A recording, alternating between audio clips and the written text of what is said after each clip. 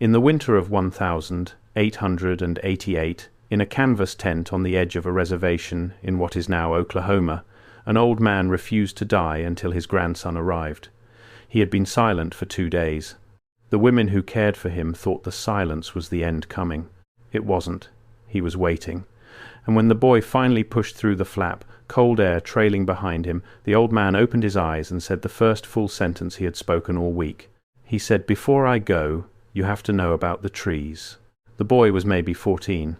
He thought his grandfather was confused, the way the very old sometimes drift back into stories that don't line up with the world anymore. There were no great trees on the plains. There were scrub oaks along the creek beds and cottonwoods that clung to the water, and that was about it. The land his grandfather was pointing at, past the tent wall, past the fence line, was grass to the horizon and nothing else. But the old man wasn't confused. And what he told his grandson over the next 4 hours has been passed down in fragments ever since. I have to pause here for a second, because what I just described, that is one case from a much larger pattern. There are 35 documented cases in a document I put together. Different cities, different decades, different types of evidence. Every single one follows the same sequence: discovered, documented, acquired, disappeared. I could not fit all of it into a video. It's in the pinned comment below. Find it before we continue. Not written in any government record, not spoken in any courtroom. Just handed from one mouth to the next, quietly, the way the most dangerous stories always are. This is that story. And whether you believe a single word of it or not, you should understand why an entire people decided it was worth keeping. To understand what the old man claimed to have seen, you first have to understand who he was. He was born, by his own reckoning, somewhere around 1805. That would have made him more than 80 years old in that tent, which was almost impossible for a Comanche man of his generation to reach. Most of the men he grew up with were gone by 50. He had outlived his brothers, his wives, 3 of his children, and the entire world he was born into. And that world, he insisted, looked nothing like the one his grandson knew. The Comanche of the early 1800s were the most powerful force on the southern plains. They controlled a territory larger than most European countries.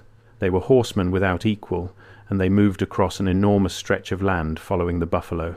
This part is not in dispute. Historians agree on it. What the old man added was something no historian would ever write down. He said that when he was a very small boy, before the horse changed everything, the elders of his band still spoke about the edges of the world. Not the edge like a cliff, the edge like a memory. They spoke about places where the ground rose up in enormous flat-top shapes, red and banded and impossibly straight-sided, and they said those shapes were not hills, they were stumps. The boy in the tent didn't understand. His grandfather told him to picture the mesas, the great flat mountains of the southwest, the ones that rise straight out of the desert with sheer walls and perfectly level tops, as if something sliced them off from above. Every child who grew up on that land had seen them. They were just part of the scenery, ancient and silent and enormous. His grandfather said they were the stumps of trees, not trees like the cottonwood by the creek, trees so large that a single one would blot out an entire day of walking, trees whose bark was stone, trees that had lived so long they had become part of the mountains, and when they fell, or when they were brought down, they left behind these vast circular platforms of rock that fooled everyone who came after into thinking they were natural formations. Now, stop for a second, because your first reaction is the correct one. This is not how trees work. This is not how geology works. Flat-topped mesas form through erosion, a hard cap of resistant rock protecting softer layers underneath while the surrounding land wears away over millions of years. That's the explanation every geologist would give you, and it is supported by an enormous amount of evidence. But the old man wasn't making a scientific claim. He was passing down a memory, and the strange thing about the memory is where it shows up. Because this idea that the great flat mountains are the remains of colossal ancient trees does not belong only to one dying man in one tent in 1888. Versions of it appear in the folklore of people who never met each other, separated by oceans, who had no way to compare notes. And that is the part that keeps the story alive. Think about how strange that is for a moment. You have herders in Central Asia with tales of a lost land of giants. You have builders in the far north telling their children that the world was once covered by forests taller than storms. You have people scattered across the Americas, from the deserts to the northern woods, who point at the same flat-topped formations and reach for the same word, stump, root, what was cut. None of these people had books that travelled between them.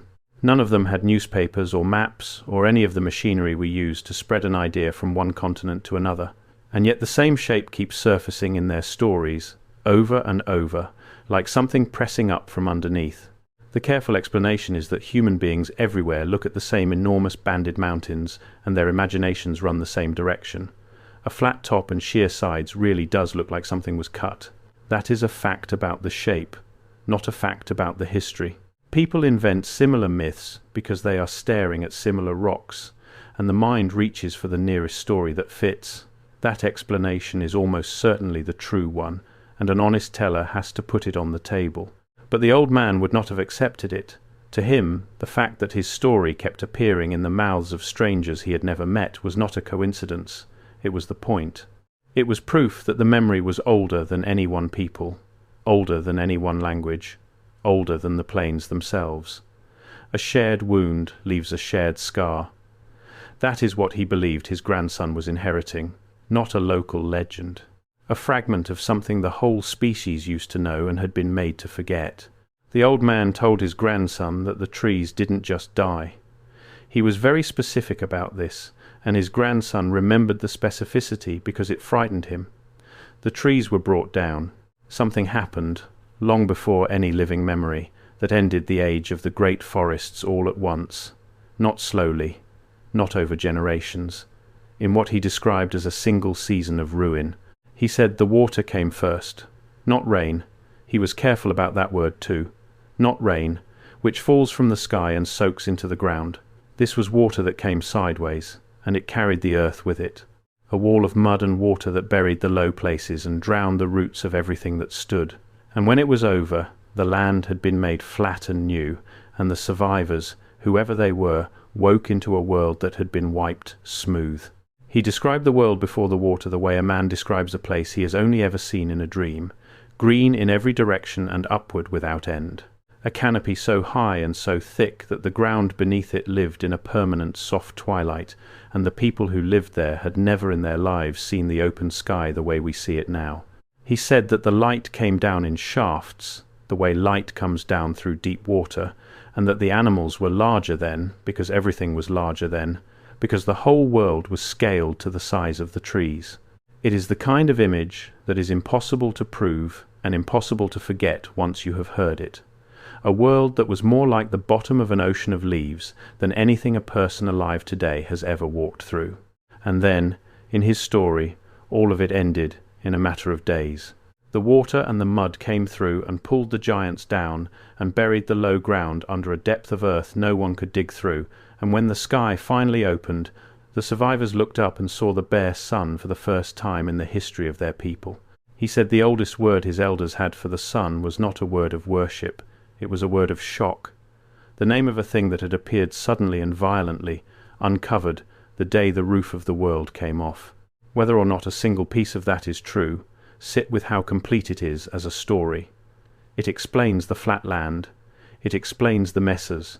It explains why the sky feels so enormous and so empty over the plains, and why a person standing out there alone can feel so exposed, so watched, so small. According to the old man, that feeling is not imagination. It is memory. The body remembering that it was never meant to stand under an open sky at all. In the story the old man told, his own ancestors were not the builders of the old world. They were the ones who came after. They were the people who inherited the reset. And the buffalo, the endless herds that defined Comanche life, were part of that new world too, the animals that flourished on the fresh grassland that grew over the buried forests.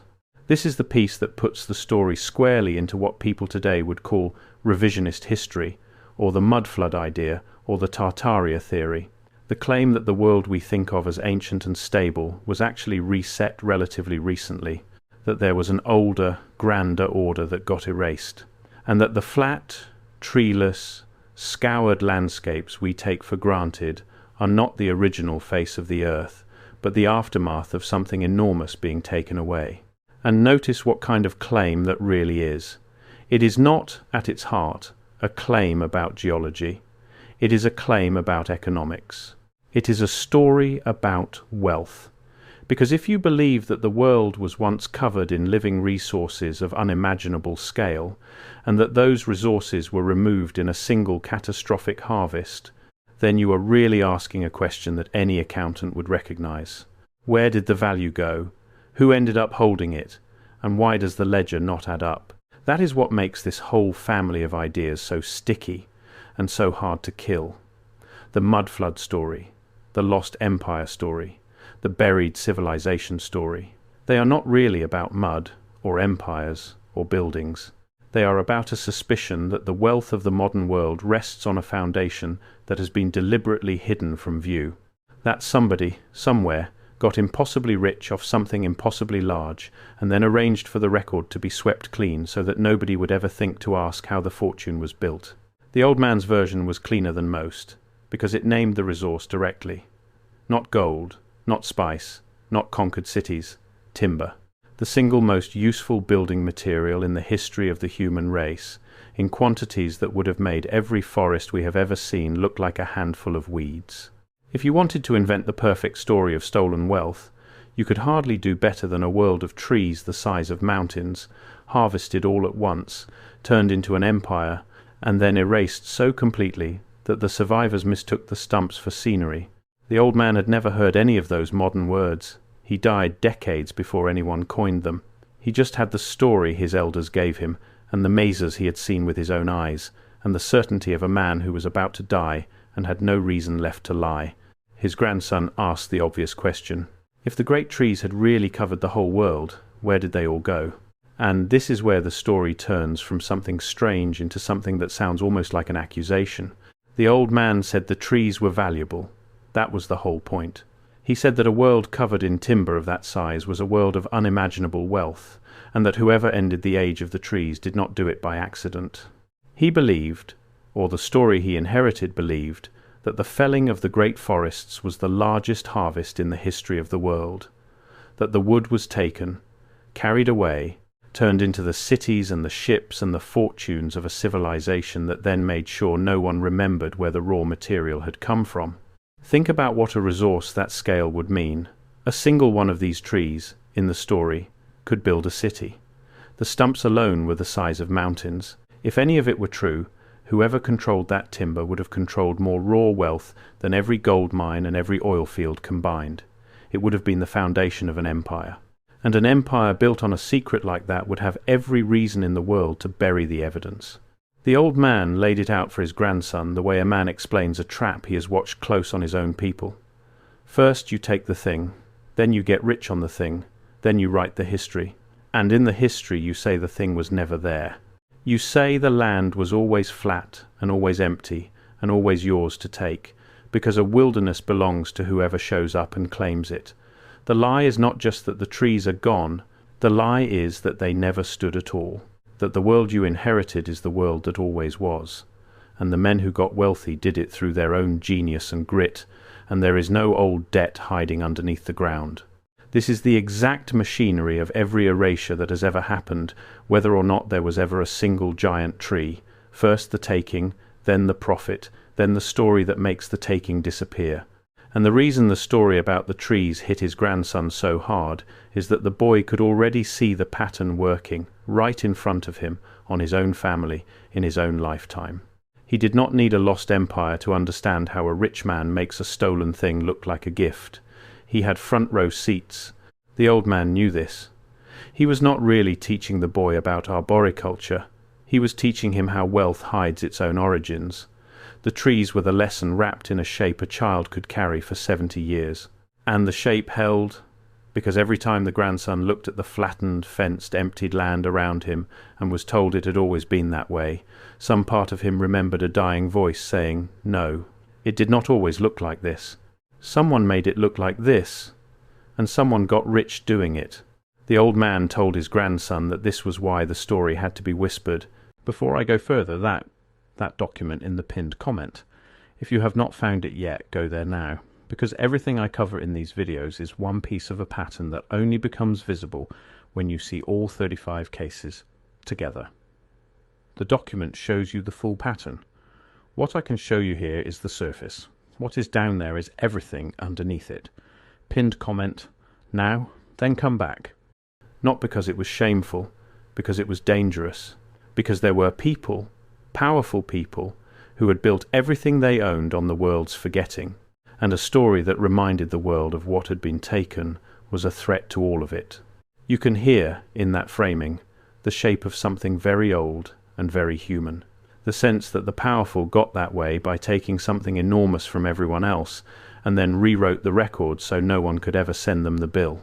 Whether the specific thing was giant trees or land or labor or anything else, the emotional truth of it is one that people on the losing end of history have felt in every century. And the Comanche, by 1888, were absolutely on the losing end of history.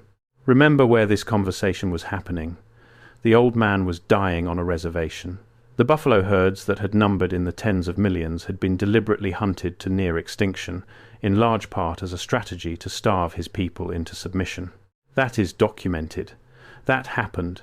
Within a single generation, an animal that had defined an entire civilization was reduced to a few hundred scattered survivors. The plains he had ridden across as a young man, free, were now cut by fences and rail lines and the property claims of strangers. So when the old man talked about a grand old world that had been scoured away by a catastrophe, and about powerful forces that profited from the erasure and made sure no one remembered, he was not speaking in the abstract. He had watched it happen to his own world, in real time, in the span of his own life. He had seen the great herds fall the way the story said the great trees had fallen, suddenly, deliberately, for profit, and then explained away. Maybe that is all the story ever was.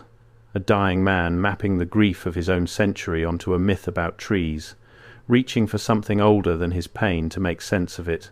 That would be a completely reasonable way to understand what he told his grandson, and it takes nothing away from how devastating his actual, verifiable losses were. But his grandson didn't hear it that way, and neither did the people who kept the story after him, because the old man said one more thing. He told the boy to go and look. He said that the proof was still standing, out on the land, in plain sight, for anyone who had been told what they were looking at. The mesas, the great flat mountains. He said that, once you knew they were stumps, you could never unsee it. The banded walls that looked like layers of rock would look like rings. The impossible flatness of the tops would look like the cut of a blade. And the strange, lonely way they stood, isolated on the plain with nothing around them of the same height, would look exactly like what is left in a field after everything tall has been taken away. The boy went and looked. Years later, he said that his grandfather had ruined the mesas for him, that he could never again see them as innocent, that every time he rode past one of those enormous banded towers rising out of flat, empty country, some part of him counted the rings and did the arithmetic and shuddered. Now here is where an honest telling of this story has to stop and be honest. There is no geological evidence that the mesas of the American Southwest are the stumps of colossal trees. None. The layered rock that makes up their walls is sedimentary, laid down by ancient seas and rivers over enormous spans of time, and it contains fossils and mineral patterns that match that origin and match nothing about wood. The flat tops are caprock. The banding is strata. This is not a close call in the scientific record. The mainstream explanation is not a cover story. It is one of the most thoroughly documented processes in all of Earth science. And the wider idea, that a recent global catastrophe reset civilization and buried an advanced older world, has the same problem everywhere you test it. The buildings that people point to as evidence have documented architects and construction dates. The mud that people point to has ordinary explanations. Every time the theory makes a specific, checkable claim, the check comes back the same way. So why does the story survive? Why did a Comanche elder in 1888 have a version of it, and why do so many people online have their own version of it right now, more than a century later, most of them having never heard of that old man or his grandson? The answer might be the most interesting part of the whole thing, and it has nothing to do with trees. The story survives because of what it says about power. Strip away the giant timber and the wall of mud, and what you are left with is a claim that goes straight to the heart of how people feel about the world they live in. The claim is this: that the way things are was not natural or inevitable, that someone took something enormous, that the official history is a story written by the winners to hide the taking, and that the evidence of the theft is all around us, disguised as ordinary scenery, if only we knew how to see it. That is a story that will never die, because for enormous numbers of people, in enormous numbers of situations, some version of it is simply true. Empires were built on things taken and then erased from the record. Fortunes were founded on labor and land that the official history politely forgets. The plains really were emptied of buffalo on purpose. The Comanche world really was scoured away within a single lifetime, while a new order profited and moved on. The old man did not have to invent the emotional core of his story. He was living inside it, and that same emotional core is exactly why the idea has exploded again in our own time. Scroll long enough and you will find thousands of people trading images of grand old buildings and flat-topped mountains and asking the same question the old man asked. Who built this? Where did it go? What are they not telling us? Most of the specific claims fall apart the moment you check them, and the people making them are usually wrong about the details in ways that are easy to demonstrate. But the hunger underneath the movement is not stupid, and it is not new. It is the same hunger that kept a dying man awake for 2 days waiting to warn a child. The feeling that the official story is too clean, that someone has done the accounting for you and quietly left out the largest number on the page. You do not have to believe in stone trees to feel the pull of that. Anyone who has ever suspected that the powerful write history to flatter themselves has felt a version of it.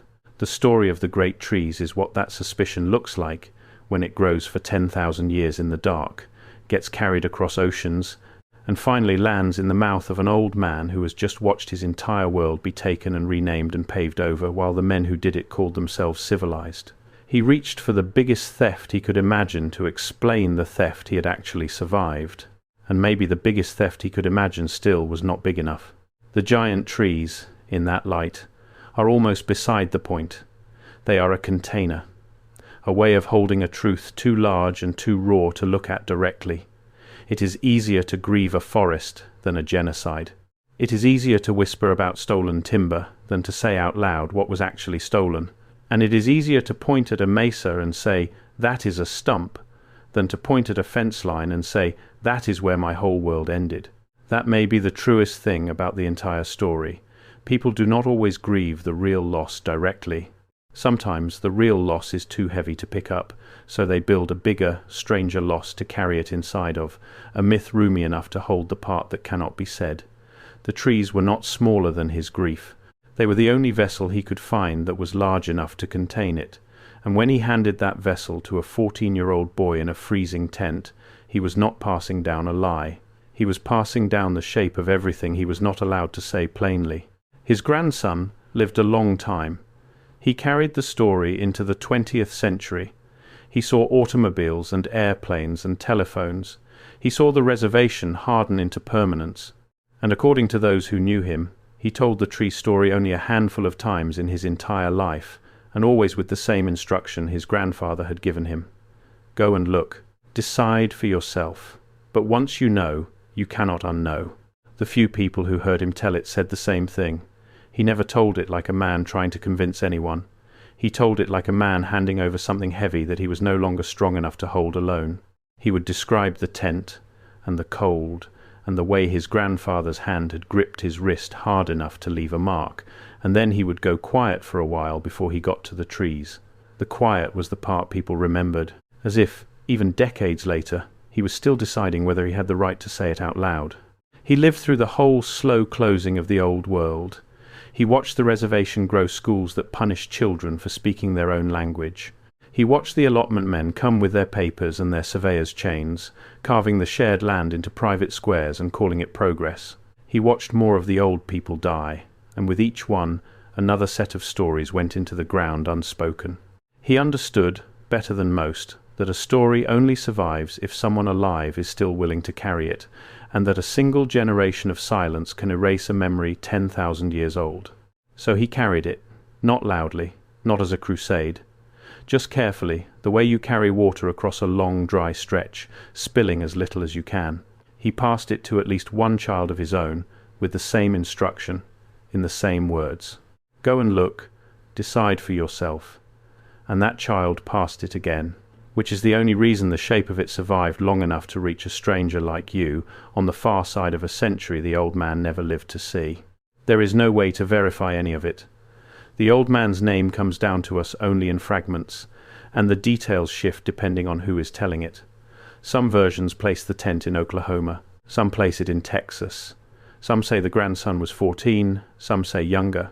That kind of drift is exactly what you would expect from a story carried by memory rather than paper, and it is exactly why a careful person should hold the whole thing loosely. But the drift is also part of why it feels alive. Written history is fixed. It sits in a book and does not change, and does not care whether you believe it. A story like this one is different. It has been touched by everyone who carried it, shaped by every century it passed through, and it arrives in your hands warm from all the hands before yours. That is not evidence that it is true. But it is evidence that it mattered, over and over, to people who had every reason to let it go and chose instead to keep it. So what do you do with a story like this? You do not have to believe that the mesas are stumps. The rocks are clear, and the science is clear, and pretending otherwise does no honor to anyone. The great flat mountains of the southwest are not the remains of trees. That part we can say plainly, but you might let the old man keep the rest, because underneath the impossible geology he was trying to hand his grandson something real. A warning that the world you are born into is not the whole world, that the flat, settled, official surface of things is sitting on top of something older and stranger and often crueler than you are told, that the powerful have always understood the value of making people forget, and that the evidence of what was taken is usually hiding in plain sight, worn so smooth by time that you walk past it every day and call it scenery. The boy in the tent grew up and grew old, carrying that. Not the literal belief in stone trees, necessarily, but the deeper instinct underneath it. The refusal to accept that the way things are is the way things always were. The habit of looking twice at the landscape and asking what used to stand here, and who took it down, and who profited, and who decided you would never be told. In the winter of 1888, an old man on his deathbed used the last strength in his body to pass that instinct to a 14-year-old boy, disguised as a story about trees so large they made mountains. He died a few hours after he finished. The women found him at dawn, still and cold, his face turned toward the flap of the tent where the boy had gone out into the grass to look at the horizon.